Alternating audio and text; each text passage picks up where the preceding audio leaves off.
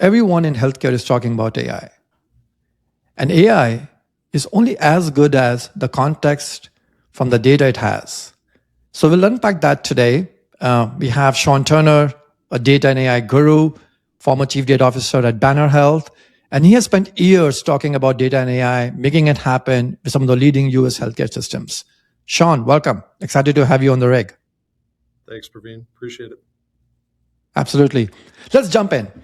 So tell me something. In next 10 years, will the shape, the size, the economics of the healthcare delivery, how the health systems operate today, will it be same or will it be different?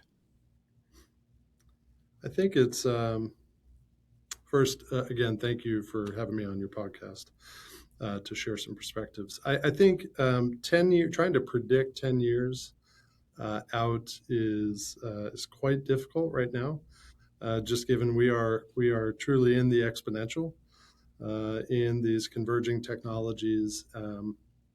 So I think 3 years is going to be dramatically different. 10 years, I think work in general will be unrecognizable. I think the health system itself, we will have been on a couple of new administrations. Really, really hard to tell. I'm optimistic. I think we're in a era of coming abundance in the takeoff of AI and the kind of promise that brings. But I think it's really hard to tell right now. We've got a lot of big decisions over 10 years. Over the next 3 years, I think we will see more and more, automation, more and more agentic automation that will bring both positives and negatives, and maybe we'll get into that more in a bit. Very cool. Let me ask that differently then. So there's a lot of talk about cost in healthcare.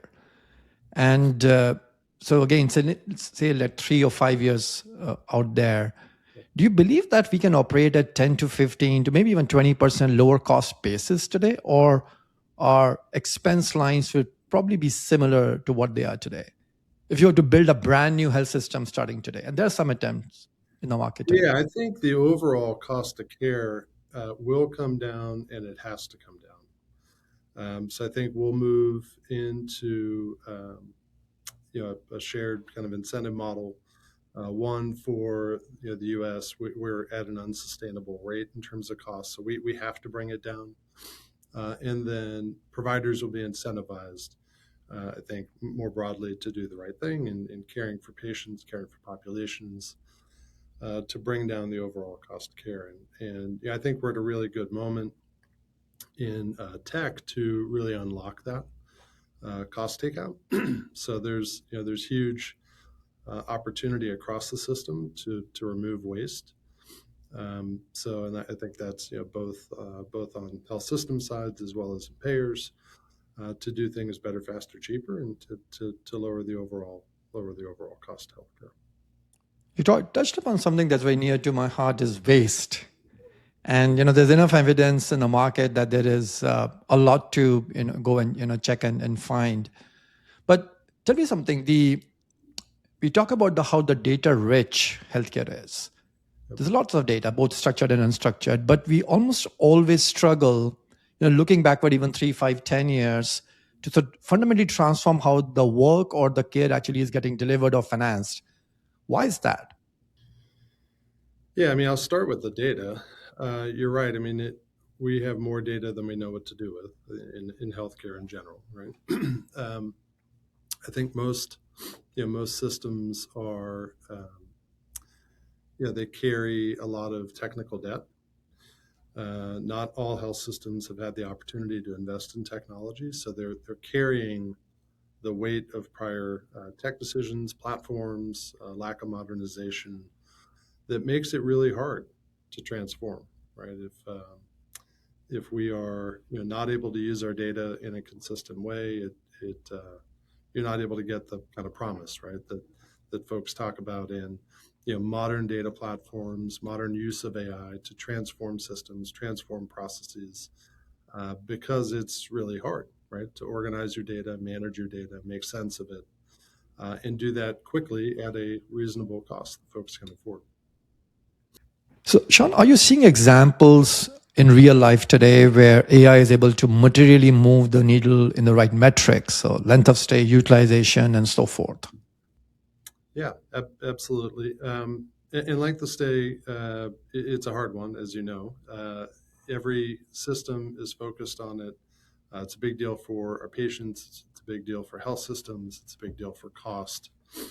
And there's plenty of solutions that claim to, help reduce the length of stay. That said, I've seen great success at the systems I've worked with in using technology, both data and AI, to have a material impact on length of stay. It doesn't exclude the people part of that and having the right staffing and team based focus on those type of problems. All right, we'll come back to AI in a second, but I do want to go back to your early part of your who you are. So tell us about what were you like a kid? What did you do? Yeah, I was born in Massachusetts. Was there for just a few months in the early part of my life. My dad ended up working for the Department of Navy, so we moved from Massachusetts. I was probably 3 months old, down to Northern Virginia, right outside of D.C.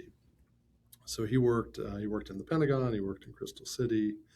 My mom, she was actually in software sales a whole bunch of years ago, and she sold into the federal government. So, um, had an early, I guess, exposure to tech. That said, my if my parents were here, they would tell you I tried to repel, their conversations. I didn't want to hear it at dinner. They were both in the industry, and I didn't want to hear any more about Microsoft or whatever was happening in tech. Um, as a hobby in my probably early teen years, yeah, I've always been one to tinker and to build.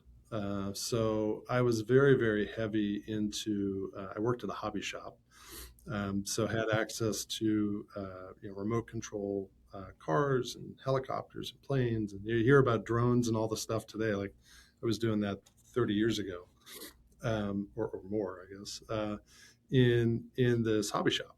So I raced, professionally, if you will. I traveled, to other states, and my dad was a big part of that with me. It was amazing. And so we raced cars primarily, and did both oval and road courses, and so yeah, super super fun. I attribute that to um, thinking about how things work and very, very hands on. Right? I mean, we were soldering electrical boards and batteries and conditioning batteries and all that stuff.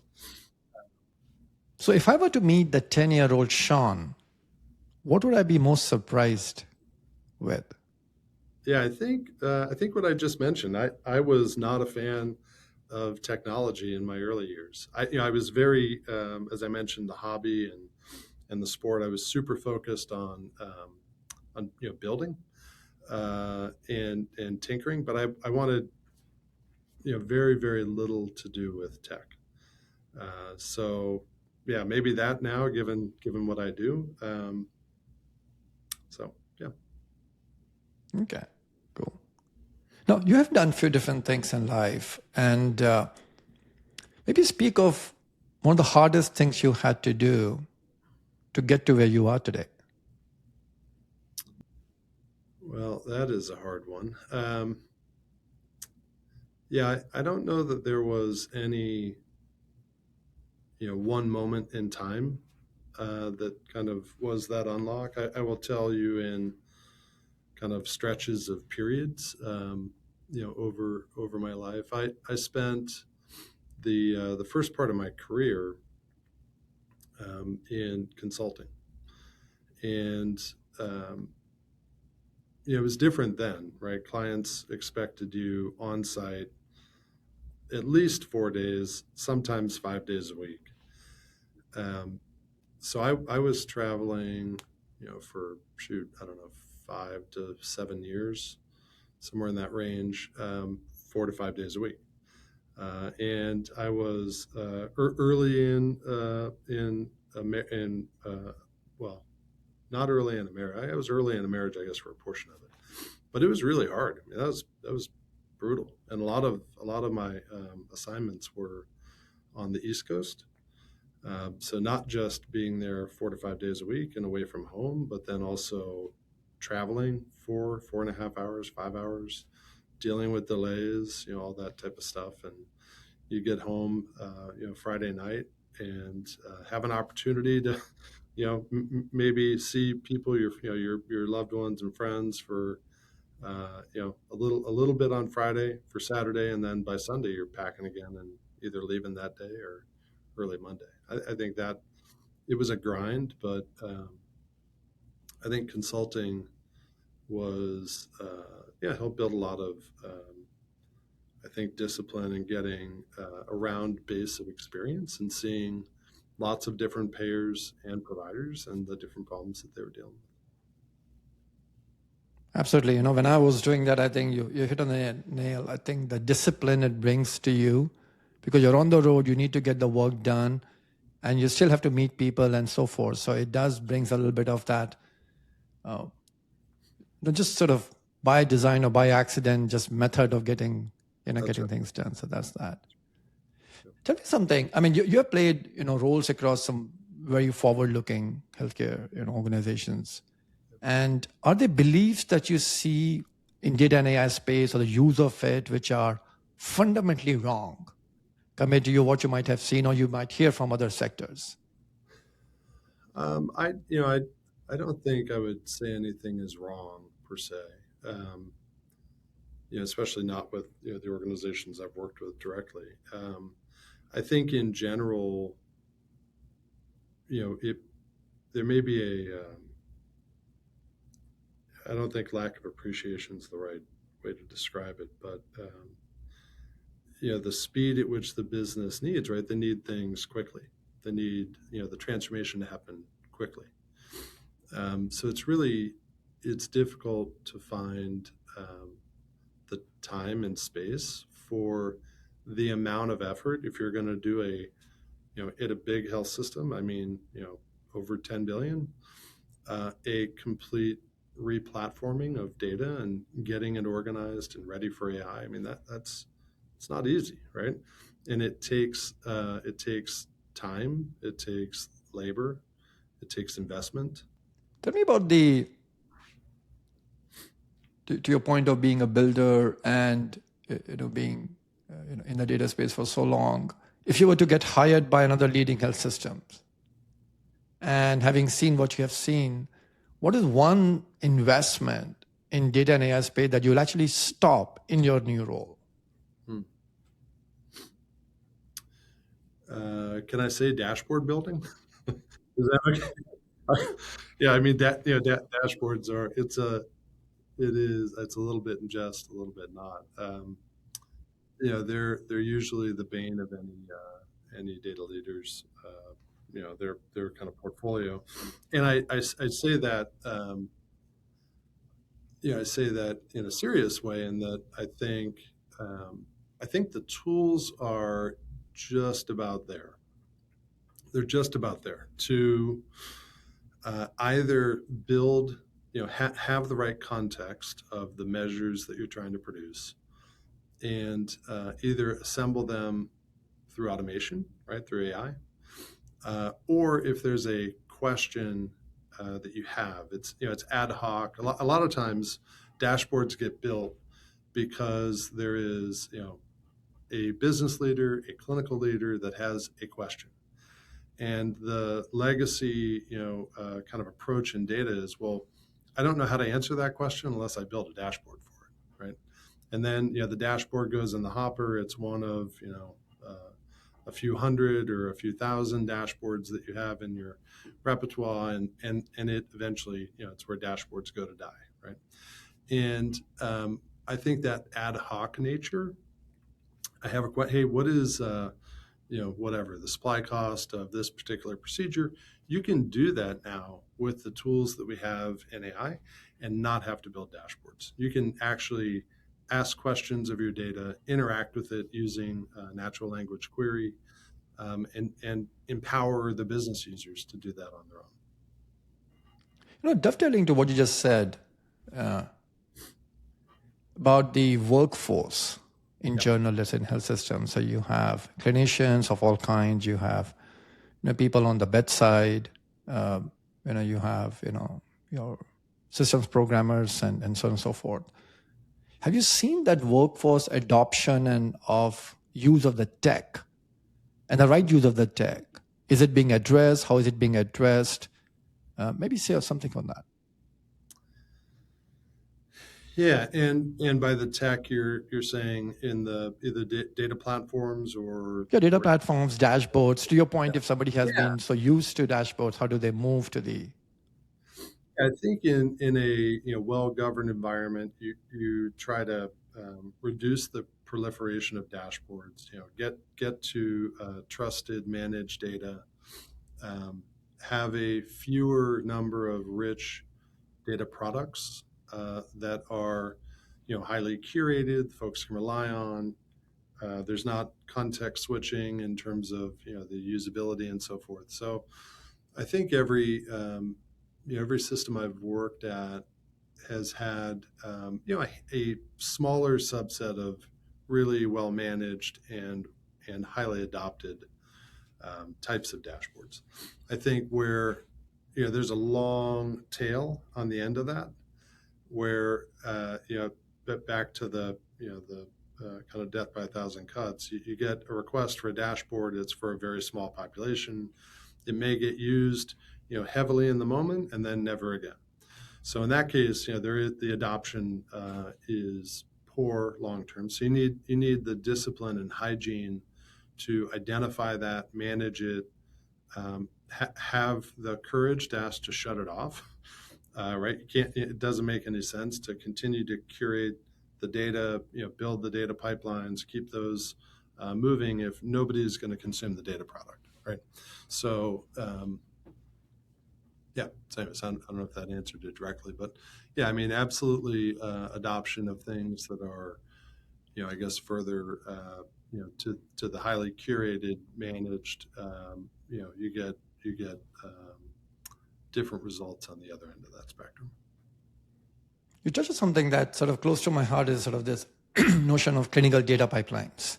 Yeah. So say the data comes at different time point of times, right? So there's a lab results, encounters, and so forth.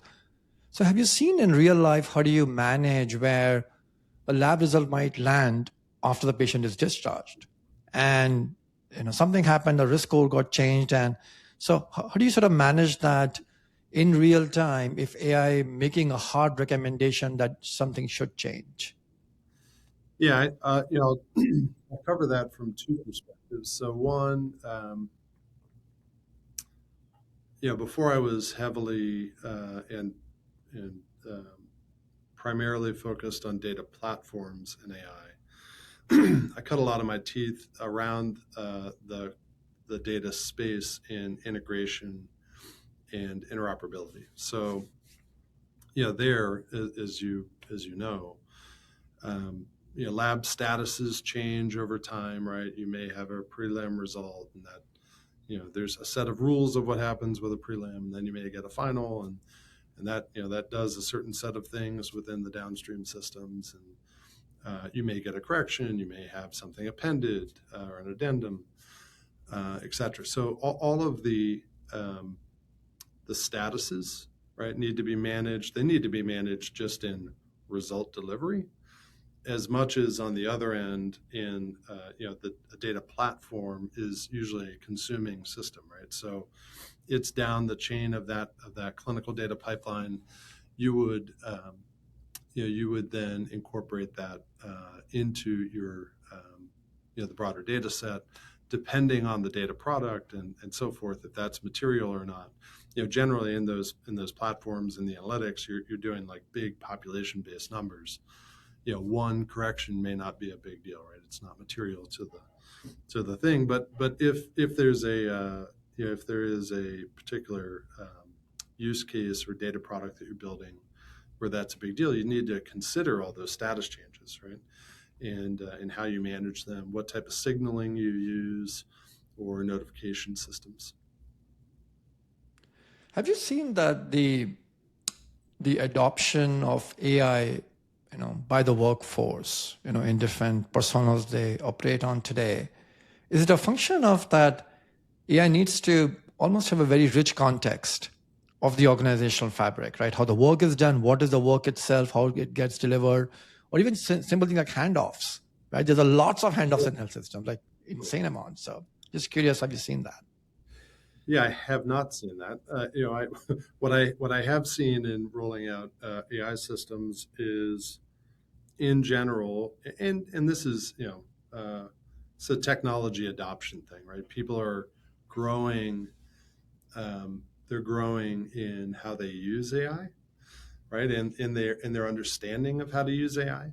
So a lot of times, what I see is people use those type of systems. And by the way, this is not constrained to work. In my social circles, a lot of folks that are not in this space, they use something like Claude or OpenAI as a search engine, right? Like, what is whatever, and that works to an extent, but that is like scratching the surface of what you can actually do, right? The value that you can get out of these models. And you're right, if you provide more context, if you ground the models in data, if you use documents, right, as part of the interaction, right? So there's new muscle that we're all building, that is understanding how to context engineer, kind of at runtime, right? That I'm now interacting with a system, and I know I need to get something out of it, and I'm not going to just ask a question like search. I'm going to give it different parts of data, and I'm going to construct both the context of how I want the model to work and the output that I am expecting from. I need to tell the model what I need, right? What it should do, the processing steps, what I want from it, as well as any other grounding information. So, yeah, I think we're in healthcare and beyond. I think we have a long way to go, right, in that space. True, true. There was a study I was reading some time back. This, I think, came from Cedars last year, Cedars Sinai, and they were talking about this, the LLMs generating biased recommendations for psychiatric patients with certain, race groups. Yeah, And the fact that there is no level of explainability or traceability of why that recommendation came. And so I'm just curious to your point of context, and if you think of very, specific set of use cases, and how do you handle that lack, or there should be some level of both combination of a deterministic and probabilistic engines, because yeah, and I don't know if that is only for clinical decisions, or these can be done for productivity or some of the other ones. yeah. I mean, there's a lot. And again, this is back to how you work with these models. There's a lot you can do to get a better outcome, I'll say. So, the first is, in well, both in my personal life and in my work life, I use the Anthropic family of models more often than the others. I use all of them, but I use those. That's my go-to. Um, and in Claude, there is a extended thinking mode. So what that will allow you to do is, in any of these steps, I'll try to stay in the clinical one that you gave. You can look back at the rationale for the output, right? And in your prompt itself, you could also tell it, like, explain, give me rationale for X, Y, and Z. You can add citations, right? So if you're using, say, a RAG pipeline, right, retrieval augmented generation, where you're interacting with the document, you're chunking and embedding and retrieving that content back, and you want to cite specific parts of the document, you can do that as well, right, through citations. So you have extended thinking, you have the prompt structure itself, you have citations. You can then use either LLM as a judge, where you're running the same prompt against multiple models and then comparing the output. You can set those models up to be a bit of a adversarial network type thing, where you're taking one prompt and you're having the other one try to pressure test it and so forth, and blow holes or find inconsistencies. Um, and the last thing I'll mention, which I don't think we do enough of, but for these really high performant, high impact workflows, we need to be doing evaluations as well, right? And evaluations and actually scoring and there's a variety of evaluation frameworks and methods for that, but scoring the output, um, for accuracy, for the potential of hallucination, for the quality of the retrieval, et cetera. There's frameworks for all of this. So, on one end of the spectrum, right, you can one shot it and hope for the best. And somebody puts a prompt out there, and they get an output, and they may criticize the quality of it. On the other end, if you're you have a well constructed prompt, you're using extended thinking, you have citations, you're doing evaluations, like that's the um, probably the best chance to get. To that point, maybe share something about how do you see these, there's a commercial AI software vendors or commercial AI vendors, so to say. Then there's a lot of these, well-structured, well-thought of, well-validated, open-sourced engines. So when you think of build versus buy in your former roles, or even today, Yeah. how do you make those decisions? What choices? Because there's a point to make that, hey, if AI can create a very important strategic moat, why not own some portions of it? How do you see that? Yeah, I have not deployed at any scale or even in my personal life,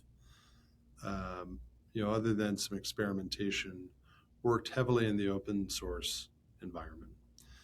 Um, I think there is a lot of promise to that. I think we're seeing, pretty big tick up in that with Quen and some others with OpenClaw, right? That folks are taking these open weight models, open source models, deploying them locally on hardware, and then using that for agentic workflows. I think that's it. It's interesting, right? They want to run them 24 hours a day. You don't want to have the burden of the token limits and costs there, and you can keep things, assuming you deal with all the security issues around some of those deployments, you can keep them more well contained. I think they're interesting. I don't have a lot too much to say on the open source other than I think there's definitely a role for them, especially as we move to I think sometime in probably the next couple of years, we're going to see more and more embedded AI at the endpoint. So, I don't know if we're going to get into robotics today, but there's an explosion in robotics that is coming, right? It's on the horizon. So each of those devices are they have an opportunity, and they're going to need intelligence at the endpoint that runs locally. I don't know that they're all going to phone home to one of the big hosted models. So my assumption is there's going to be some set of open source models that get deployed locally on the robotics, on your phone, on whatever the right endpoint is, to kind of proliferate the intelligence that comes with that. No, you're right on. I was doing some work with this EKG, very specialized EKG sort of monitoring device shop sometime back, and we were looking to build models, and we use both open source LangGraph, LangChain, and some commercial AI. So to predict an AFib on the fly. So let's say you're in a plane, something is happening, Now, I mean, granted, there's things have to be done. Apple has tried some things as well, but Yeah, how do you really make a test that the recommendation that was made based on some QRX complex changes that's right. is accurate to the dime, right? So there's always a question of that, I guess. Yeah. Yep. Yep. Yep. Say more on this n- new wave of native AI shops in healthcare. And I'm sure Yeah. you have seen so many coming from different angles, playing to different parts of both Yeah. vertical use cases, horizontal tech stack. What's your take on it? How do you evaluate them? What have you seen that, this is interesting and exciting? Yeah. I'll do probably some broad kind of brushstrokes on AI and tech in general, and then bring it back to healthcare. Is I forget who made the quote. I think it may have been Sam Altman, um, who talked about the 1 person $1 billion ARR startup, right? And the kind of working, depending on who you listen to, the working assumption is that company has already started, right? That person's they're actively building right now, and there will be a single person $1 billion company. Um, so that the reason for that is leverage, right? So in the past, scaling a business, you did that with people. You can now scale a business with agents, right? So whether that is your engineering workforce, your marketing workforce, your user experience and product teams, your leadership, your advisors, whomever they may be, there is a role for AI in all of those. So um, now, healthcare brings some unique challenges in that we're a highly regulated industry, right? So you need to be HIPAA compliant. You need to get your SOC audit. You need all these other kind of things, which it's hard to automate some of that away. So I think there will still be a need for teams, human labor to go in and manage that. But I do think the barrier to entry for the right founder, the right builder that knows how to work with these systems, the barrier for entry is largely gone, right? And it's wild to think that these models, they are as bad as they're ever going to be and as costly as they're ever going to be right now. So they're only going to get better. They're only going to get cheaper. They're only going to get more intelligent and faster. And if we think the barrier is gone now, like imagine in a year, right? The rate at the releases is about every 3 to 6 months, and in those releases, generally the intelligence of the models is close to doubling. This goes to Dario wrote a paper on scaling laws and so forth. So I encourage you to read that. It talks about this, both the pace of the model development and the pace of the scaling of intelligence. So yeah, I think we're going to see more and more of it. Much smaller, totally different shaped teams than you'd expect. It's not going to be 100 or 1,000 people. You may have a shop of 5 people that do $1 billion. I think that'll become more and more common. As your former role, Sean, I was something you said hit me was you're stating almost 65, 70,000 employees, which is both in traditional health system, health plans, some other functions. And you have this complicated fabric of new data and AI tech choices, software that are sort of just getting thrown at you almost every day. To your point, things are changing at a speed that we have never seen. So, as someone in your role, how do you decide what to use and when to use it, and even more important, when to sunset something? Yeah. Um, well, and again, I'll talk in generalities for this. So I you can do it a couple ways, right? You can go with and depending on the data leader that's listening to this, right, there may be their favorite cloud or favorite data platform. They just have experience there. You can go through a selection process, and depending on the culture of the organization, right, it may be important to bring people along, have kind of shared decision making, get buy-in around the choices, and that has value, but it takes longer, right? It costs more, it takes longer, just does. Um, Alternatively, you can be highly opinionated, and you have, based on prior experience, like, we're going to go do these two or three things, and I know it will work because it works. So I think with that, though, it's important for any data or AI strategy to paint a vision on what the future looks like, describe it in a way that is coherent, right? Which in this space, it's not always easy to do, in kind of the abstract.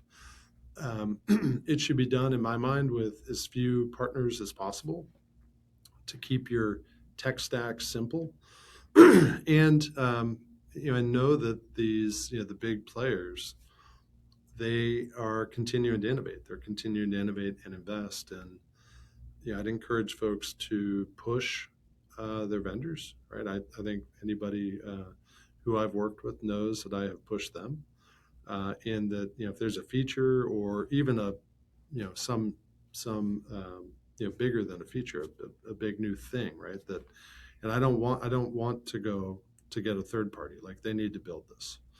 So I try to do it with as few partners as possible, and if the conditions are right in the system, do it highly opinionated and cut out time to value and get going. Time to value. I love that. So, what has been your most surprising failure? Well, I've had lots of failures. I'll tell you a funny story. I don't know if this is maybe my biggest failure, but it was definitely a failure, and it had some real world immediate impact. So this was back, shoot, I don't know. At the time, doesn't matter. More than 20 years ago. I'll just say that. And I was, I was doing, this is at the time of the tax and tech services kind of separation in the big 4 or 5 consulting shops. So I interviewed with Ernst & Young. I joined Capgemini Ernst & Young. I was part of the separation team doing that work. And I'll never forget, I was a lead, and I had about a quarter of our sites.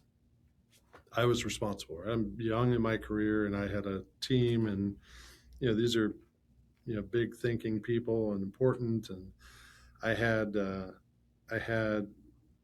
one of our sites in New York City, in Manhattan, 757th Avenue, never forget. And it was where all the lawyers were, right? And we were doing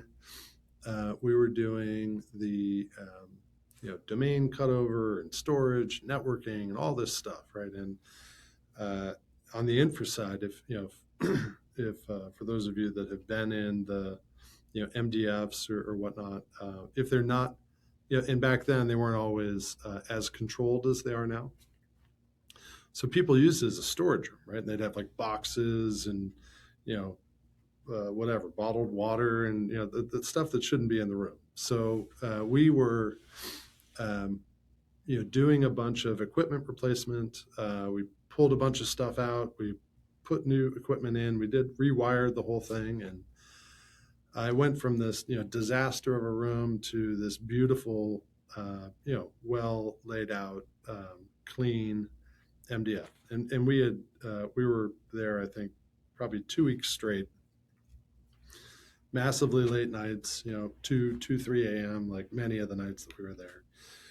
did this cut over the weekend. Everything worked. I have a taxi downstairs. I'm literally getting ready to fly back to Arizona, and we didn't have phones that are that go in your pocket, right? Then they had the antenna that was up, and I had like a fancy phone holder on my waist, and I had this thing, and it had the antenna sticking up, and I was taking cameras not on my phone but on a actual camera, right? And I'm leaning behind the one of the server racks, and a wire um, got hung up on the antenna. So I step back and I pull this mux demux thing, right, some phone thing, right, down off the rack, and out pop like 40 cables out of the patchwork. So I brought the whole phone system down. it was it was awful. So the entire floor, all of the attorneys, right? Everybody comes out of their door and they're like, "What the hell happened?" Right? And there's me with my backpack on, like a cat, a car waiting downstairs, and I just destroyed the phone system.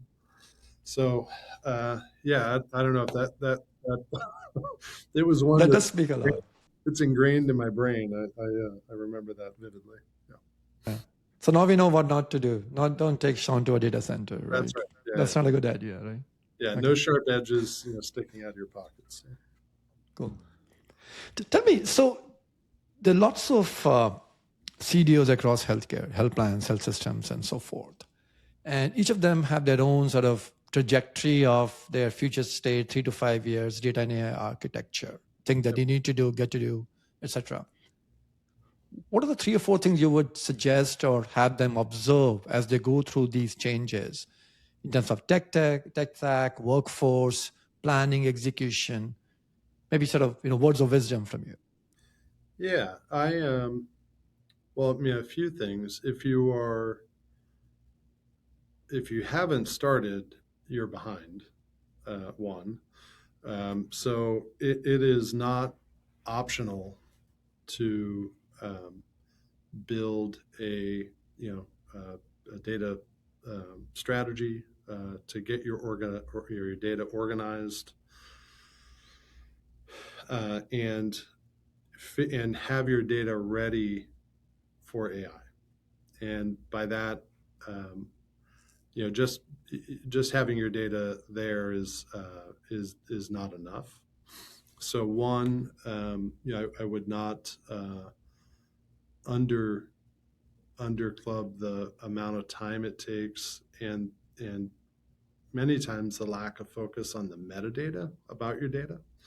So in order for things like natural language query or NLQ, or even in some cases RAG, the data about the data is super important, right? And you may have a table and a field that is named something, but you need to describe, based on all of your stakeholders, how they think about that one thing, right? And to use your length, say it's a calculated field, it's length of stay. It may be length of stay. It may be LOS. It may be some other derivative form of that. So the metadata, that's one. It's a big deal. It takes a lot of time. The tools are getting better to auto suggest and so forth, but do that. Start if you haven't started. You got to start. Um, I wouldn't. Also, I wouldn't discount the people side of it. um, it is not. What is it like Men in Black with that camera thing, right? Where you flash them, and people's history now is oriented to the new. Like that also takes time, effort, investment, training, retraining, reskilling. Um, so yeah, you need to invest in your people. You need to invest and give them the right training, give them time behind the wheel. Hopefully that's meta for this podcast here, right? Time behind the wheel, and in getting experience with those platforms and how to use them and what are the right ways to do it. Um, and then what else? Yeah, that's probably it for now. Yeah. Any observations around the business case? How do you do a use case prioritization? I've heard a lot that we have never shot a backlog, but we don't know Yeah. which ones to pick. Why? Yeah, I have, and I've, for a long time, I've had, I think it is pretty, um, it's pretty easy, right? If you focus on value, now you need to describe what value is, right? And value, value may be different to different stakeholders, right? But it's all value, right? So, usually to your CFO or CEO, COO, anything around cost, right? So either top line growth, bottom line, cost takeout, right? That's usually, it is, I forget the multiple. It's, 3 to 5 times top line growth to get every dollar in bottom line savings, right? So you can focus on cost takeout. You can focus on, net new revenue. You can focus on cost avoidance. It's a little bit softer, right? It doesn't, it's not going to change you can't follow cost avoidance in the GL, right? To see that you took it out. Um, there's also patient satisfaction, provider satisfaction, employee satisfaction, risk reduction, right? So all of these are different dimensions of value, right? And the math is, I think, pretty simple. It's IO, right? Input output.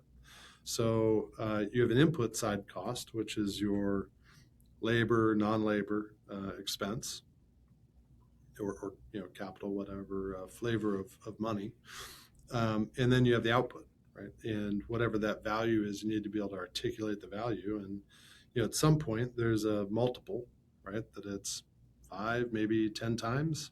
You should be getting that, unless it's required or it's a compliance issue. You should be getting a 5 to 10 times multiple on whatever you put in, and the value you get out.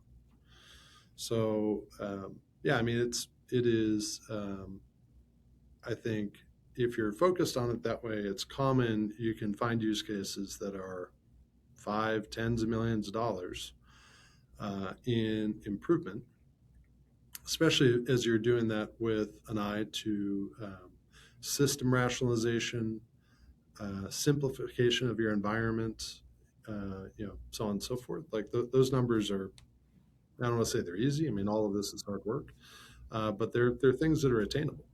And you just need, in my mind, you just think about the value, articulate what the value is, and then it's IO, right? Absolutely. I think something you said is quite astounding. Is that the expectations have to be 5x or 10x. It's no more about just incremental lift, if you will, of a few percentage points, right? That's important. Yeah, I mean, and again, unless it's a um, something that is a problem or that really needs to be focused on, and you have a big list, right? I mean, the list is unrelenting, right? The list of the backlog items. So somewhere there's a line, right? And as long as none of the stuff on the bottom, but that's that goes in your in your backlog, and then you prioritize the stuff on top. Do you see this notion of a sophisticated semantic layer starting to spring up, to your point about how crucial the metadata is? And so there is a layer of this, foundational intelligence, so to say, or call it a data platform. Then you have these AI infused applications of front end or user facing applications, and Yep. then there's this entire intelligence layer, partially owned, partially built, partially bought, what have you. Yep. But that becomes your essentially a strategic moat, or how you run your business, how you price your contracts, what markets to open up, or therapies to go after, so on and so forth. So maybe just speak to that, if you've seen an emergence of that, and even recognition that that is important enough to start to focus on. Yeah, I've not seen that um, and I'm reading into what you're describing, but at really big scale, I think we will get there. Um, um, Yeah. So, one, just on the system side, I am, not just me, right? But I mean, I think the market, right? We've seen, what do they call it? SaaS apocalypse, right? That Anthropic, I think, may have helped cause some concerns in the market more recently around that. But app vendors have a harder and harder time now, right? Like they need to justify their existence because at the end of the day, right, you need scalable cloud that's highly performant, that has the menu of everything you need. And these are for builder organizations, right? But the menu of everything that you need. You need a incredibly performant data platform, right? That may be for those that want to go all cloud native and compose that with different systems. That's fine.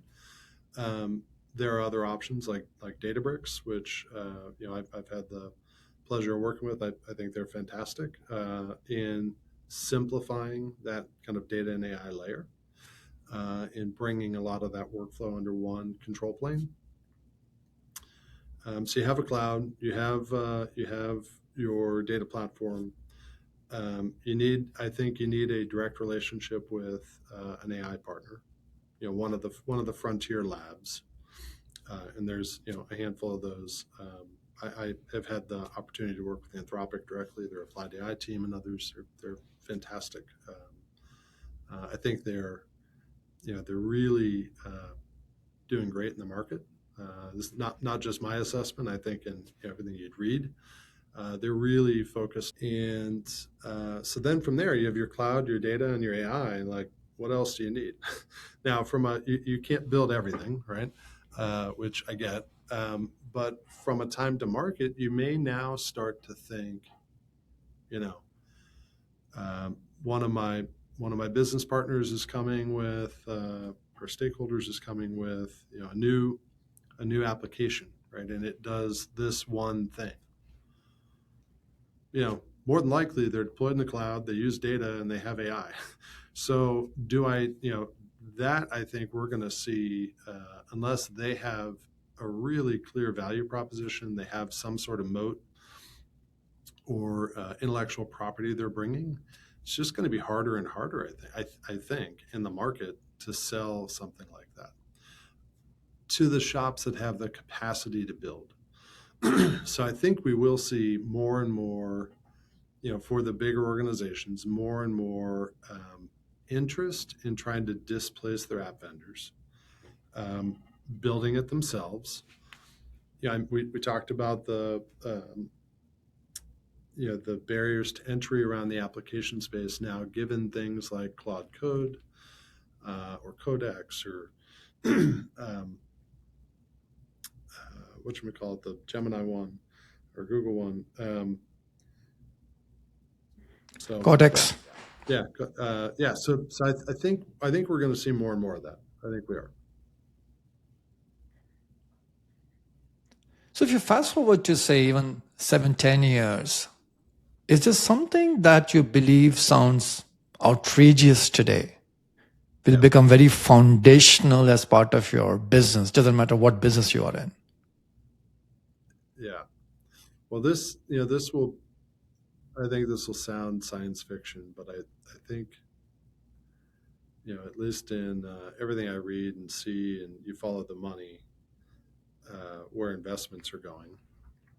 And this again, Praveen, I'll say this is beyond healthcare, right? The concept of being in a public space and seeing robots is totally foreign right now. But just think for a minute, and Elon, they stopped producing the Model S and the Model X, and they took those massive plants and capacity and are building Optimus robots, humanoid robots, right?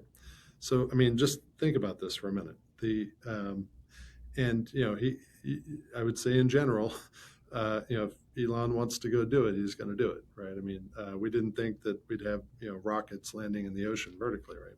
But he's pulled that off too. Um, and I think depending on what you read, um, some of the estimates are we'll have 1 billion humanoid robots on the planet by 2030. So that's around the corner. So I say this is outside of healthcare, but it's going to show up in healthcare too, right? And frankly, I think it needs to. You think about certain populations, and um, whether it be in the inpatient setting, and you have sitter as a role where someone's actually there. Uh, it could be other more monotonous functions. Could be companionship, right? In a way, I mean, it's weird now, but think about it. I mean, I know people still believe that the antithesis today, right? So, yeah, I think that sounds totally science fiction, but I think it's going to happen. This is going to happen, and it's going to happen soon. I was reading this report you probably saw that just came out from Anthropic on the labor markets, the jobs today, and fast forward 10 years, how the job types and even the need and the implication of whether AI will augment it or just eliminate it is just astounding. I mean, they were talking about this notion of Great Depression of white collar jobs. Now, I'm not saying it's going to happen exactly like that, but even if it's like 5, 10, 20, 30% there, there's a lot of shift to your point, and it's not just healthcare. So if you were to talking to an 18-year-old today, and I know you have one at home, so Yeah, what would you tell them? yeah. Well, it's interesting. So I about a year ago, I wrote a book on this. I never published it. When I say I wrote it, I mean, me and Claude, we wrote a book together. Um, it was all my kind of framework and so forth, but it helped put the words out there. And it is what does the future of work look like, right? How do people in the future not necessarily self worth, but what are they going to do, right? How are they going to enjoy what they're working on? What are they, as you talk about, right? If all of this white collar labor has the potential to get displaced by AI, like what's the right positioning? Is college even the right thing to do? I don't think the future of education. I think that's also up in the air. Um, so I think the in a way humanities and the ability to communicate is becomes more important. Um, the more technical things like writing code are diminished, right? And if you can describe something now, and you can describe it well, and you describe the edges and all the things, right? And I'm talking about building, but you not doing the building, something else is doing the building, right? You can get tremendous output and outcomes today. So I think for the younger generation, those going out into the workforce soon, one, they can't ignore AI, and I have been continuously they my kids at home, they of course use it, but I'm trying to help them like really deeply understand how to use it. And again, AI and education, there's a whole other probably segment on that. But not use it to tell you the answer, but use AI to learn, right? And use it to teach you in the way that you best consume information. Have it play back, right? And you can have it do branching logic. You can, ask me this topic, right? Let's start up here and break it down, right? And if you see me struggle in a certain place, like let's go back and explain some of the foundational things that may have got me to a wrong answer. So I think for the advice I give my kids and anybody else early in their career, like this is not going away. You look where the money's going. Most of the investment now is in AI. Not going away. You need to embrace it. You need to learn how to use it. And I think to the displacement report from Anthropic, I think it will become. And again, this is not my quote, and I forget who said it, but it's it's not AI that will take your job, but it's somebody who knows how to use AI will take your job, right? That I 100% believe. So my advice is, figure it out, pay attention to it, learn it deeply, and that'll be your competitive edge. And new jobs will emerge, right? This has happened, in the past. So. Well said. Well said. One final question. So imagine a CEO of a healthcare is listening to this podcast. What is one question they should ask their data and AI team tomorrow morning? Oof. Let's think here. There's probably a lot to ask there, but I think a reasonable question would be, are we ready, right? Are we positioned for this? Are we putting the right investment for our staff? Do we have the right tech platform? Is our data ready for AI? Do we have the relationships and the support from the big labs? And if not, like, what do we need to do to close the gap? Because this is not it's not optional anymore, right? This is table stakes. It's where the markets, where again, not just healthcare, every industry is being consumed by this topic. So, love it. Are we ready? are we ready? It was a fantastic. Love it. Love the conversation. I think three things I'm taking away. One, obviously your journey, the insight. I think from at least from what you've shared today is one, do a good job of stitching the data and the context of who you are and what you are and how you operate as a business. Second is get your teams ready, to your point of, job will not be taken by AI, but somebody who knows how to use the AI. I think that's second in what I've taken. And then third is make it meaningful. Sort of point to the problem that is really important enough for you to solve as a business itself, whatever that may be, market share, EBITDA margin, revenues, whatever. So right. Fascinating. Thank you.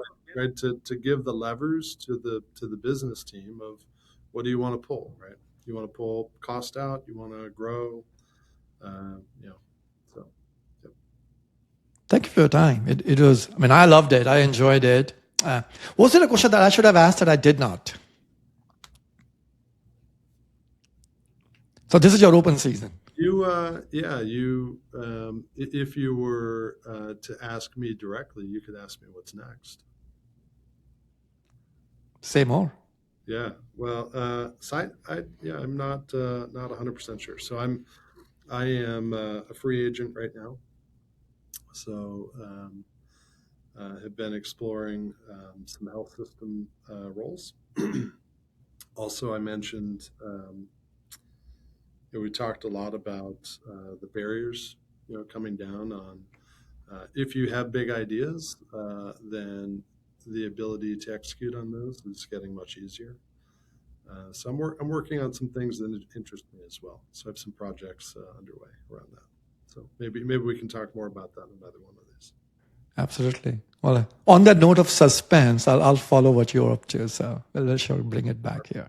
All right. Thank you so much, Sean. Loved it. Appreciate it. Thanks for being. All right. Cheers. Bye.